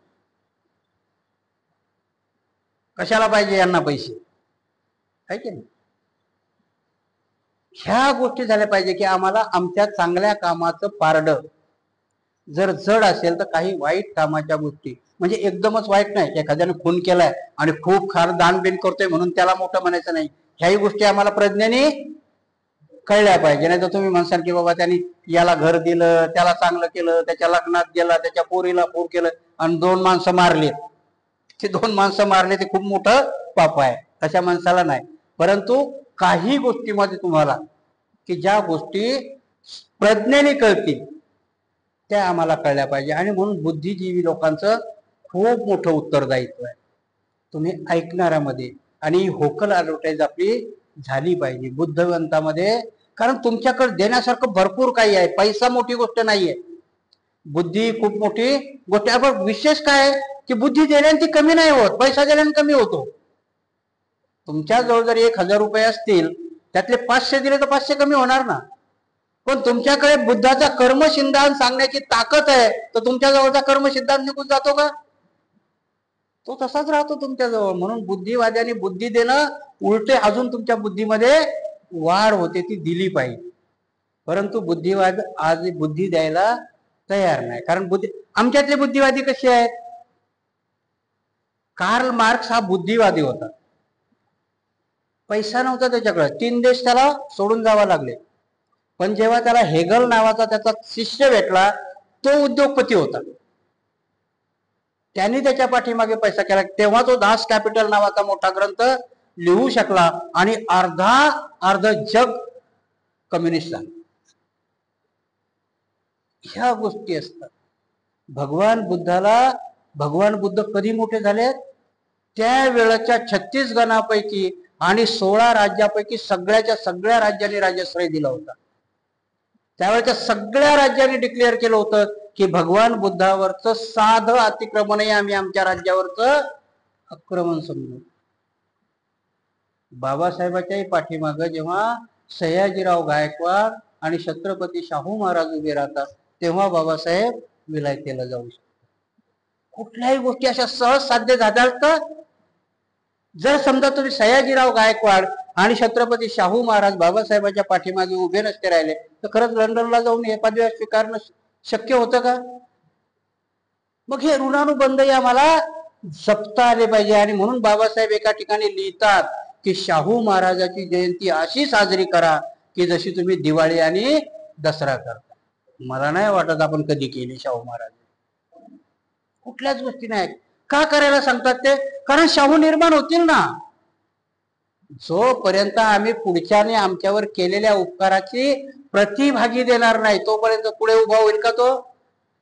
आमच्या भानगडीत त्याच झाल्यात की आमच्या बौद्ध भिक्षूंनी सुरुवातीला जे देवावर टीका करायला सुरुवात केली, त्यांच्यातला 1-2 तुमच्या माहिती का सांगतो. रूपा कुलकर्णी नावाची एक ब्राह्मण बाई बौद्धिस्ट झालेली आहे. एवढा सुंदर धर्म सांगते ती. परत का नाही आल्या? आम्ही टीका करता करता करता माई साहेबावरच एवढी टीका केली की माई साहेबांनीच बाबासाहेब मारून टाकले. अनअवधानाने आम्ही बाबासाहेबावरच टीका करतो हे आमच्या लक्षात आलं नाही. कारण बाबासाहेबाला सगळ्या जगाचा इतिहास माहिती करता आला, सगळं काय चांगलंय काय वाईट आहे सगळं निवडता आलं, आणि स्वतःची बायकोच नाही निवडता. एका अर्थानं आम्ही तसंच म्हणतो ना. बाबासाहेबाला जर माई साहेबांनी मारलं असेल तर बाबासाहेबाला बायको नाही निवडता आली. आम्ही काय बोलतो याचं भानही आम्हाला राहत नाही. आणि तेवढ्या त्या एका आरोपामुळे समाज तर तुमच्यावाला अशिक्षित आहे.